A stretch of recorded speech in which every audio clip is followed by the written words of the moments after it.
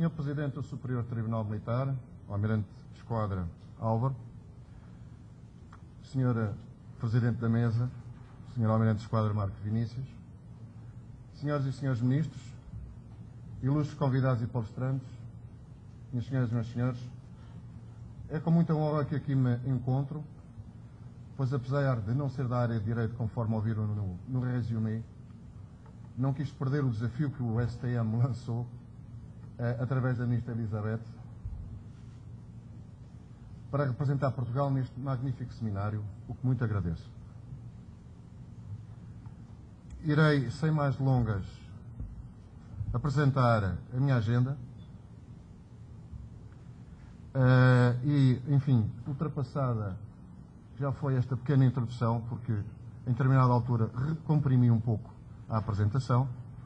Irei fazer uma breve resenha histórica da Justiça Militar em Portugal.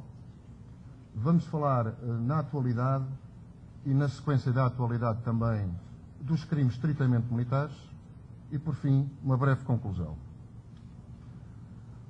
Em termos de resenha histórica, todos sabemos que sempre foi prerrogativa dos chefes militares a administração da Justiça Militar, fosse de forma discricionária ou através de tribunais ad hoc, sempre sem legislação compilada e informada das decisões.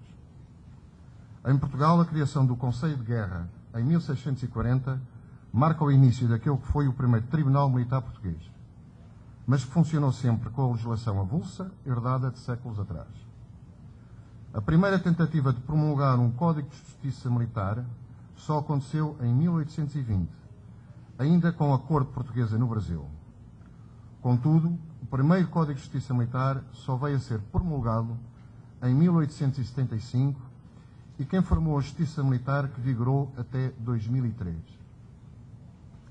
Várias alterações ao Código de Justiça Militar foram acontecendo, mas só em 1896 é promulgado um novo Código, o qual só será aplicado à Marinha em 1899. Até então, esta tinha um código próprio que vinha do tempo dos descobrimentos. São criados nesta ocasião os Conselhos Territoriais, precursores dos Tribunais Militares Territoriais e do Tribunal de Marinha. Com a implantação da República, foi introduzido um Código de Processo Penal Militar que determina a abolição da pena de morte, a qual volta a ser reinstituída em 1916, com a entrada de Portugal na Primeira Guerra Mundial. Em 1925, face à instabilidade política que se vivia no país, foi promulgado um novo Código de Justiça Militar que, para além de manter a pena de morte, introduz outras penas diretas e acessórias gravosas, que, com exceção da pena capital que foi revogada definitivamente em 1931, se mantiveram no modelo de justiça militar que perdurou até 1977. Por força da Constituição de 1976, resultante da transformação democrática operada em abril de 1974, foi produzido e promulgado o Código de Justiça Militar de 1977, que, no fundo, altera apenas cláusulas legislativas e penais, mantendo na sua essência o modelo organizacional da Justiça Militar. O Código de Justiça Militar de 1977 só será substituído em 1997, 20 anos depois, portanto, por força da quarta alteração à Constituição, a qual esteve na base da promulgação do Código de 2003, conforme veremos adiante. Entre 1997 e 2003, tratou-se de um período calmo de transição para uma justiça militar moderna.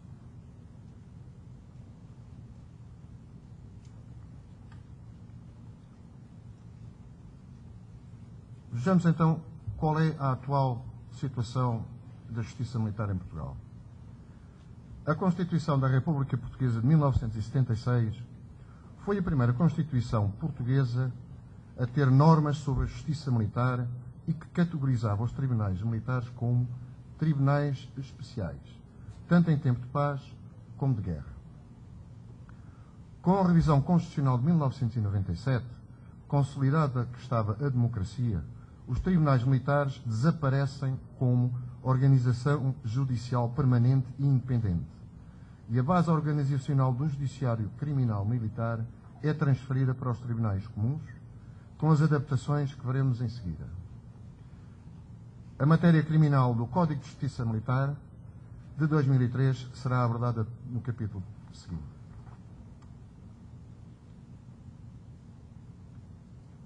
Com a extinção dos tribunais militares, a nova organização judicial introduzida pelo Código de Justiça Militar e pelo Estatuto dos Juízes Militares e dos Assessores Militares é conforme aquela que se apresenta.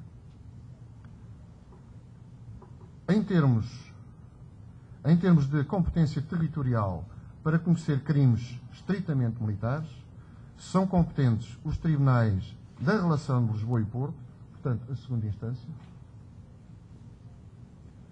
as primeiras e segundas varas criminais da comarca de Lisboa e a primeira vara criminal da comarca do Porto, a primeira instância. A instrução processual criminal é conduzida pelos departamentos de investigação e ação penal e pelo Departamento Central de Investigação e Ação Penal da Procuradoria-Geral da República, portanto, a Procuradoria-Geral, o DICIAP e depois, a nível dos procuradores distritais e regionais, há os DIAPs, onde é feita efetivamente a investigação criminal. É neste âmbito que aparecem os núcleos da assessoria militar, portanto os NAM, e a investigação criminal propriamente dita encontra-se atribuída à Polícia Judiciária e Militar, que é o único órgão de polícia criminal com competência específica nos processos por crimes estritamente militares. Os juízes militares são nomeados pelo Conselho Superior da Magistratura e estão adstritos às secções criminais dos 3 níveis de tribunais. Supremo Tribunal de Justiça, em Lisboa, a sua secção criminal, onde estão os juízes militares. Os tribunais da relação Lisboa e Porto, onde nas suas secções criminais, onde estão os juízes militares, e a mesma coisa nas varas criminais de Lisboa e Porto, os juízes militares.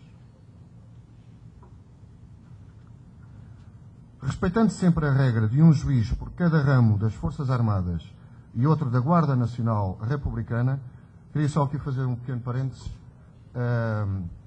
No fundo, a Guarda Nacional Republicana é o equivalente à Polícia Militar aqui no Brasil. Contudo, é que enquanto as polícias militares no Brasil são estaduais, a Guarda Nacional Republicana, que se estende por todo o território português, é só uma força, com, enfim, comando unificado. Como eu dizia, um juiz de cada ramo das Forças Armadas e outro da GNR a nível do Supremo Tribunal de Justiça. Os juízes militares são oficiais generais de 3 estrelas, na segunda instância, oficiais generais de 2 estrelas e na primeira instância são capitão de mar e guerra ou coronel. Como vimos, o número de juízes no Supremo Tribunal e na segunda instância está bem definido. Na primeira instância é conforme a necessidade. Esperemos que não haja grandes necessidades de aumento, significa que havia muitos crimes militares em Portugal.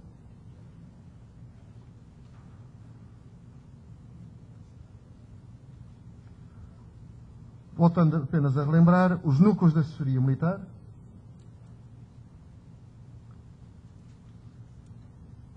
têm um mínimo de 4 oficiais de patente não inferior a primeiro-tenente ou capitão e em número não inferior a 4, respeitando a regra anteriormente referida, precisamente, e são nomeados pelo Procurador-Geral da República, e é de referir que o núcleo de assessoria militar do DIAP de Lisboa também presta assessoria militar ao nível superior, que é o Departamento Central de Investigação e Ação Penal.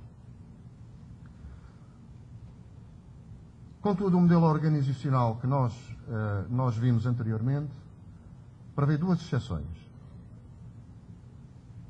Só é possível a recriação dos tribunais militares dos 3 níveis em Portugal em casos de guerra.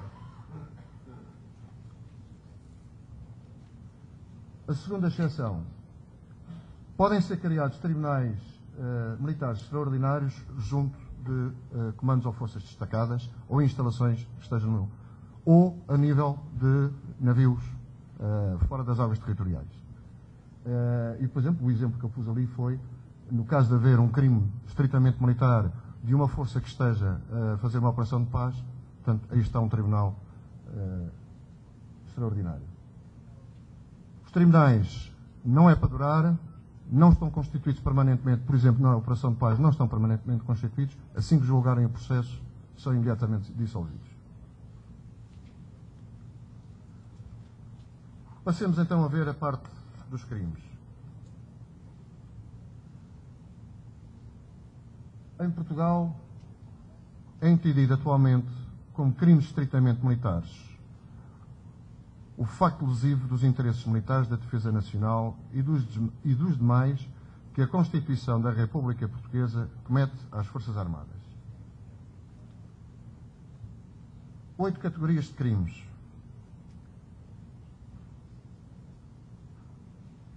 Não as vou ler todas,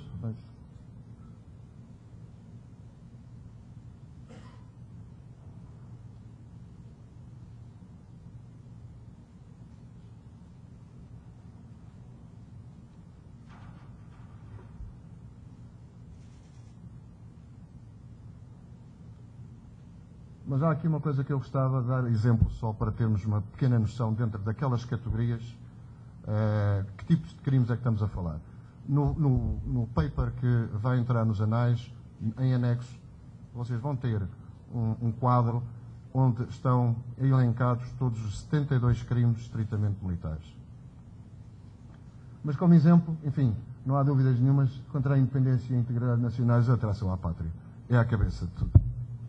Mas estamos a falar também no direito das pessoas, que é uma inovação que entra precisamente, ou começa a entrar em 97 com a revisão constitucional e que deriva, enfim, de todas as convenções e tratados internacionais, os crimes de guerra.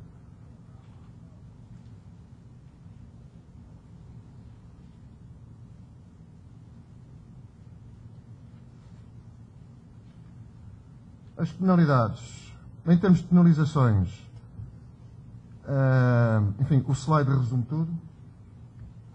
Qualquer que seja o crime militar julgado e se a sentença transitar em julgado, o mínimo de pena será efetivamente 1 mês e o máximo, por cúmulo jurídico em Portugal, e isto é lei geral do país, é de 25 anos. Com pena direta, como é óbvio. Casos menos graves podem ser substituídos pela pena de multa.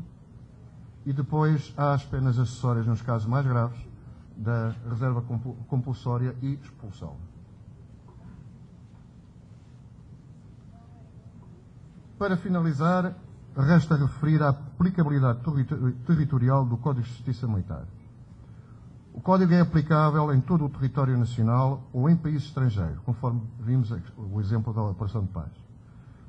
A exceção feita que o Código só pode ser aplicado a factos cometidos no estrangeiro e por estrangeiro, desde que os agentes responsáveis sejam encontrados em Portugal. Uma breve conclusão.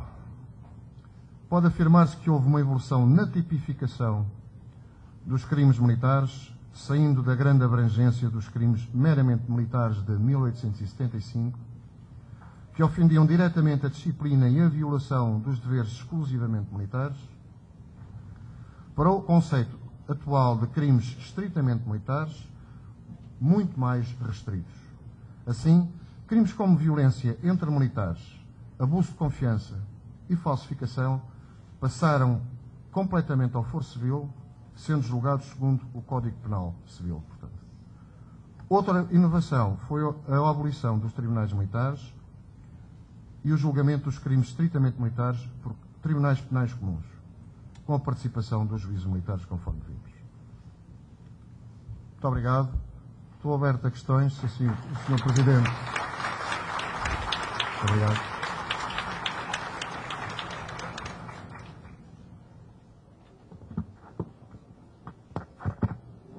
Bem, nós temos ainda disponíveis alguns minutos antes da próxima palestra e Coloco à disposição da plateia. Se nós tivermos algumas perguntas, por favor, ali o microfone, depois ali.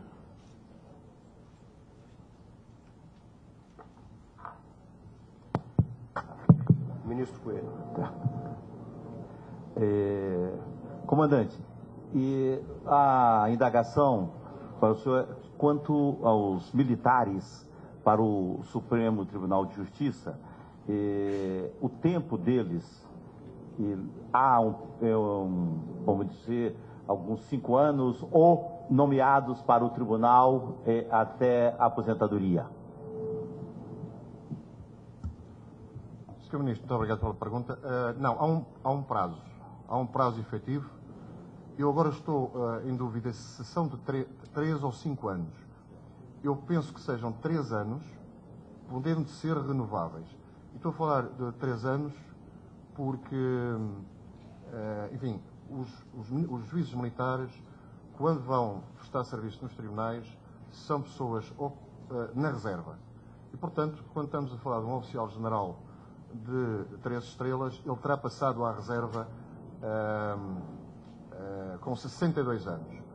A reforma em Portugal, enfim, que se discute agora se anda para a frente ou para trás, para os militares, quando eu entrei, era 70 anos, e agora discute os 65 anos da reforma, que para nós já é desde a década de 80. E, portanto, 3 anos depois ele vai estar na reforma. Contudo, como ele passa a ter o estatuto de magistrado, porque os juízes militares são nomeados pelo Conselho Superior da Magistratura, a jubilação dos ministros é aos 70. E, portanto, daí eu dizer que 3 mais 3. Mas confesso que o número exato posso vê-lo mais daqui a pouco. Há uma outra indagação, se permite. Quanto ao Tribunal de Relação do Porto e de Lisboa, os oficiais de 2 estrelas, parece-me, né? Oficiais de 2 estrelas, também é a mesma situação? Passam para a reserva também? Exatamente. Todos os juízes militares, portanto, seja capitão de mar e guerra, coronel, 2 estrelas ou 3 estrelas, prestam serviço na situação de reserva, nos tribunais. Muito bem.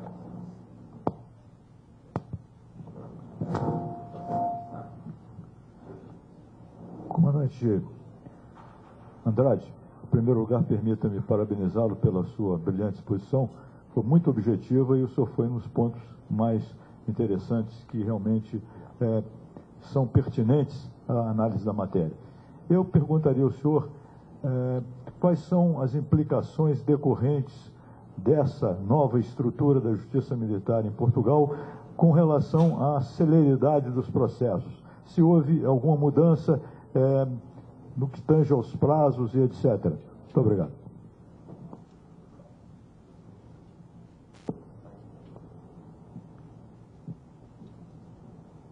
Sr. Ministro, muito obrigado pela pergunta. Não houve qualquer alteração em termos da celeridade de processos. Isto porque, conforme vimos no organograma, não só pela consultadoria ou pelo know-how que o juiz militar traz aos tribunais comuns, mas também porque já vimos na parte de investigação criminal, a Polícia Judiciária Militar continua separada e criou-se junto dos tribunais de instrução criminal, portanto nos DIAPs, conforme vimos, os núcleos da assessoria militar. Ou seja, o facto é que não havia, e por isso é que também houve esta alteração constitucional, já não se justificava a existência de tribunais militares, porque os processos eram relativamente poucos. Enfim, eu diria que praticamente são já raros os casos de crimes estritamente militares. Acontece um ou outro, a isso não tenho dúvidas, e, enfim, ainda houve recentemente em Portugal um inside job numa unidade onde roubaram armas, portanto, isso é um crime, infelizmente, estritamente militar.